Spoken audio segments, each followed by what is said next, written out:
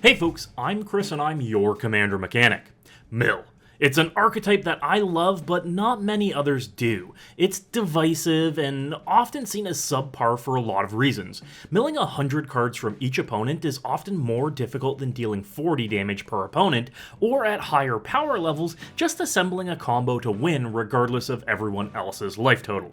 Not to mention how salty some players can get about mill. Some people just don't like having cards they could be playing put into their graveyards. They see it as a lost opportunity, despite playing cards from graveyards being more advantageous to players. Your graveyard is, more often than not, your second hand of cards.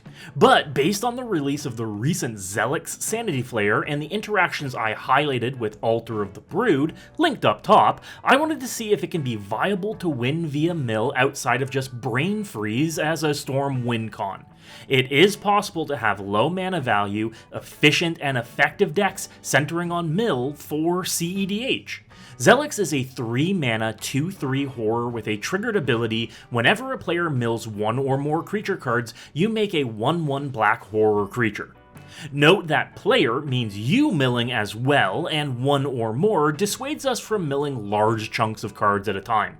Also, with an activated ability for 1 mana and a tap that mills a player 3 cards. Additionally, Zellix has choose a background, meaning we can pair this blue commander with another color. Zellix lets us do quite a few things and lets us start chaining a combo. I mentioned the interaction with Outtro of the Brood, which can create a cascade of mill effects.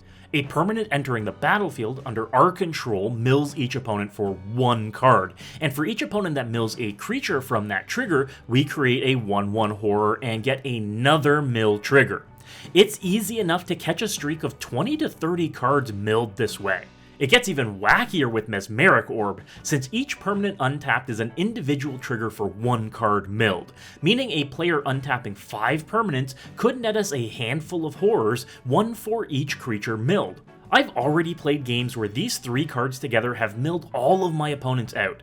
It's quick and simple, and yes, it requires your commander, which makes it a prime removal target, but it also allows additional consistency since you'll always have access to one piece of the puzzle. So how do we find our other pieces? Since Altar and Orb are 1 and 2 mana respectively, I've included a few tutors that go get them specifically.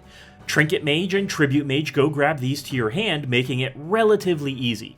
You could also transmute a Muddle the Mixture to uncounterable tutor the Orb to your hand, or taking an Urza's Saga up to the 3rd verse can tutor an Outtro of the Brood directly to play.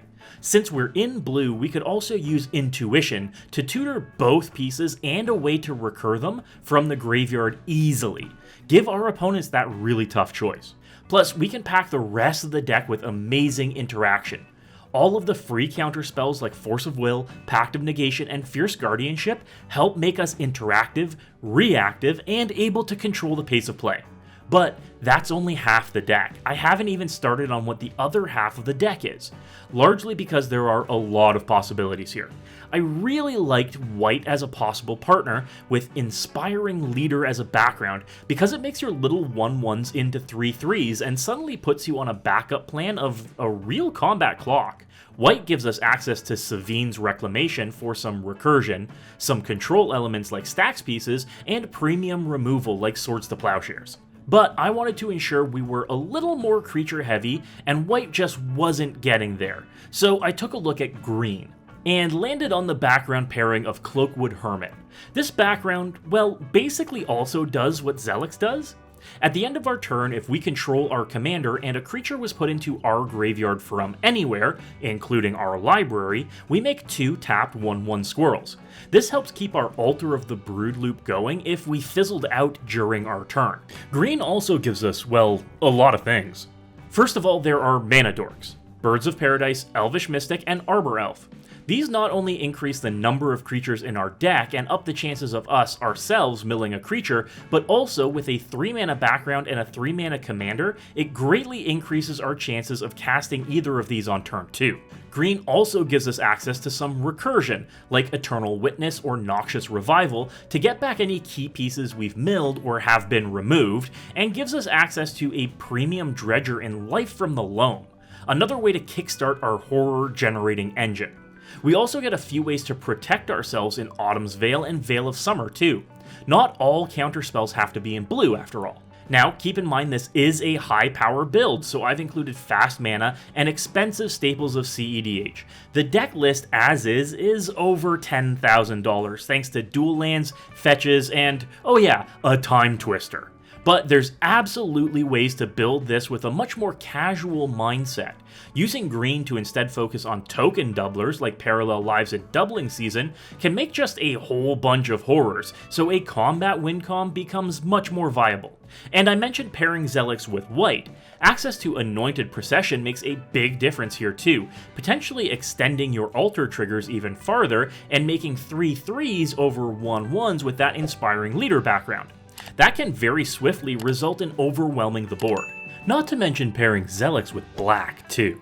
Taking advantage of a mill-centric plan can let you pump Zellix's powers with a Criminal Past background, potentially putting commander damage on the table as a way to win. And black gets you access to Sir Conrad in the 99, which just makes this clock that much faster, not needing to mill everyone out when damage is on the table. Add in a Mind Crank to our suite of mill cards and Conrad, and you've just got an even better chance of dumping everyone's libraries into the bin. Red is another possibility here too. Using the Street Urchin background, for instance, can let you toss 1/1 horrors at opponents for some extra reach or removal if needed.